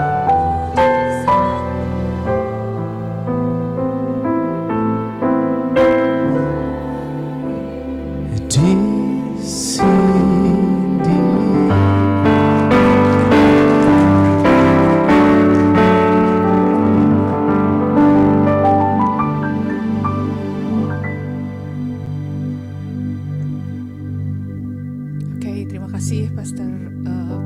Pastor Bonita. Kita mau buka Q&A ya. Mungkin 1 atau 2 orang aja yang mau bertanya. Ada? Yuk, boleh langsung angkat tangan. Ada yang mau bertanya? Saya melihat nih ibu-ibu makin kinclong. Wes, diamond-diamondnya Tuhan di sini ya. Tapi tadi harus bisa bertumbuh dalam segala hal, bertumbuh secara rohani ya, Pastor ya, bukan jasmani. So ibu-ibu sensitif nih, kalau mengembang ke kiri dan ke kanan. Jadi bertumbuh kedewasaan dalam Tuhan. Yuk, ada yang mau bertanya? Oh oke, ayo silakan. Ada mic lagi. Nih. Yes, please. Tes. Saya mau bertanya kepada Pastor Boni ya, tadi kan dibilang apalagi pendoa gitu, maksudnya apa tuh pendoa tuh, pengen tahu tuh yang tadi kumpul sama teman, apalagi pendoa apa tuh, pendoa tuh kriterianya apa Gini, tuh? pendoa itu adalah orang yang dikasih privilege sama Tuhan. Bener ya? Pendoa itu privilege loh. Kadang orang pikir pendoa itu, aduh capek kok tugas aku ngedoain orang sih. Itu privilege, karena gak semua orang bisa terbuka, kecuali sama pendoa. Betul? Tapi sebagai pendoa pun juga kita harus punya integritas. Setuju? Pada saat orang menceritakan kehidupannya, pada saat orang terbuka kehidupannya, dan ada mungkin poin-poin yang harus kita doakan, please we keep it. Do not share it. Jangan share kepada siapapun. Karena percuma. Sahabat ini punya banyak sahabat-sahabat yang lain. Tapi kalau dia percaya sama kita, pastikan kita boleh menjadi satu tempat, atau bisa dibilang the safest place. Tempat paling aman untuk dia menanyakan sesuatu. Dan percayalah, kehidupan seorang pendoa memang gak mudah. Ya, hidup kudus terutama. Walaupun Bu atau Boni atau D, saya kayaknya lebih muda nih, sok muda ya. Tapi pikir baik-baik deh. Kayaknya kalau Tuhan panggil kita untuk berdoa, apalagi untuk bangsa, untuk fellowship ini, ada yang pendoa di sini untuk fellowship ini? Ada ya? Pastikan terus berdoa, karena aku percaya dengan berdoa, punya jiwa doa yang nonstop, ini gak akan tinggal segini aja nih, tapi berlipat kali ganda. Amin. Mungkin 1 orang yang kita doain, tapi satu orang percaya, sisi rumah diselamatkan. Maka pendoa-pendoa, please jaga hidup, jaga kekudusan. Memang kita gak akan lepas dari dosa, tapi yang terutama adalah jangan juga kita jatuh dalam dosa yang sama. Karena pendoa itu punya tugas yang besar. Ada pertanyaan yang mungkin lebih spesifik? Itu aja. Yes. Pendoa orang yang harus paling kuat di sini juga. Oke, ada yang mau bertanya lagi? 1 lagi? Ada? Dengar-dengar Pastor Bonita punya bakery ya di Makau ya? Aku bikin di rumah sih. Oh oke, Bonita Bakery. Bonita Cakes. Bonita Cakes. Jadi spesifiknya aku bikin wedding cakes, aku bikin birthday cakes, bikin pastry. Udah sesibuk ini pendoa masih bisa bikin cake ya? Jangan salah saudara, saya ketemu ibu-ibu yang sekarang ada di gereja saya karena mereka pesan kue sama saya. Jadi jangan limit Tuhan. Skill yang kita punya mungkin cuma masakin temen, di kantor bawain catering buat orang, atau mungkin kita bisa nyanyi di gereja, atau mungkin kita mikir, saya bisa berkontribusi apa ya buat fellowship ini. Pasti ada hal yang Tuhan panggil untuk melayani sesamanya. Keren ya. Jadi makin semangat ya. Harus. Ayo, ibu-ibu makin semangat. Luar biasa. Oke, kalau nggak ada yang tanya lagi, mungkin bisa minta langsung pastornya tutup dalam doa. Oh ya, bisa. Ya, thank you. Sekali lagi yuk tepuk tangan buat Tuhan. Haleluya. Puji nama Tuhan. Haleluya. Oke, kita mau tutup lewat doa saat ini. Yang sudah yang kasih Tuhan, keberatan kau bangkit berdiri? Is it okay? Okay, let's stand up now. Haleluya. Sekali lagi terima kasih untuk keluarga besar di sini dari Ladies Community yang ada. Thank you so much buat trusting kita bisa ada di sini. Saya sama istri saya, kami terima kasih kami diterima dengan baik di tempat ini dan bisa sharing kehidupan sebagian dari kehidupan kami. Semoga apa yang kami sharingkan semuanya tentu memuliakan nama Tuhan. Dan juga keep us in your prayer. Please pray for us. Terutama juga untuk pelayanan yang ada di Macau, Hong Kong dan sekitarnya. Dan juga kami percaya bahwa kalau Anda stop by to Hong Kong, Macau, please stop by juga ke kita. kita dengan senang hati mau berjumpa dengan saudara. Kami juga bilang mau say thank you juga buat Cilia sama Ko Ivan yang udah serap semuanya juga. Kita bisa kenal, bisa punya keluarga baru di Bandung, dan mungkin next time kami akan mampir ke rumah Anda minta makan gratis ya saudara ya. Haleluya. Ya, thank you so much semua. Terima kasih semua juga buat para pelayan yang ada. Yuk kita satukan hati kita ya saat ini. Haleluya. Tuhan, kami percaya bahwa karya-Mu selalu ajaib. Kebaikan-Mu tidak pernah berkesudahan sampai hari ini. Bahkan untuk para wanita yang luar biasa ini Tuhan. Tuhan, biarlah apapun yang dimulai di dalam Engkau, Engkau sendiri yang menjaga, melindungi. Engkau yang menambahkan jumlah mereka ke dalam perkara-perkara yang lebih luar biasa lagi. Hari ini Tuhan, kami tahu kami punya kesempatan untuk berbagi tentang kebaikan-Mu. Dan saat ini Tuhan kami berdoa supaya setiap dari pribadi kami akan keluar dari tempat ini dan menjadi saksi-Mu juga Tuhan. Kami akan nyatakan kebesaran Tuhan, bertumbuh di dalam segala hal, mengakar lebih kuat lagi, menjadi pribadi dengan pemikiran seperti Allah sendiri, karena Allah yang hidup dalam kami. Terima kasih Tuhan Yesus, biarlah Roh Kudus Kau berikan ketenangan dan sukacita hari ini bagi setiap pribadi kita yang sedang mengalami sebuah tantangan dalam kehidupan. Ingat, sebuah masalah itu tidak masalah. Karena apa? Karena pasti akan ada cerita kemenangan di balik semua itu.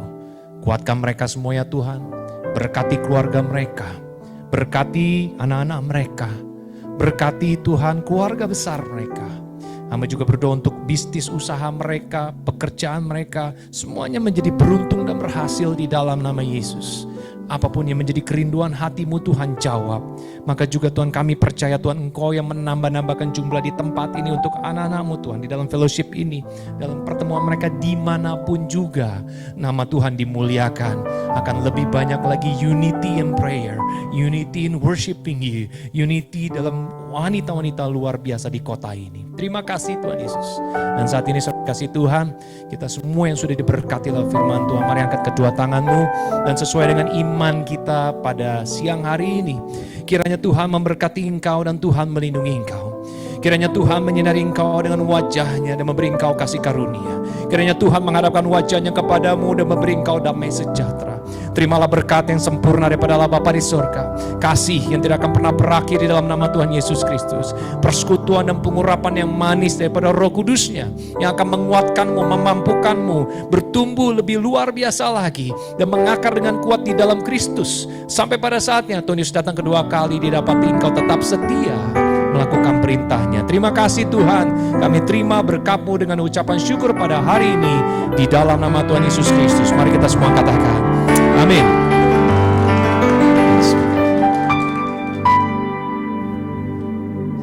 Ya, Pastor, thank you sekali lagi, benar-benar kesaksiannya menguatkan kita semua ya ladies. Nah sebelum masuk pengumuman, kita berdoa dulu buat Pastor Pierre sama Pastor Bonita. Kita mau say thank you banget buat Pastor Pierre sama Pastor Bonita udah bisa datang jauh-jauh along the way ke sini. Saya pikir bukan suatu kebetulan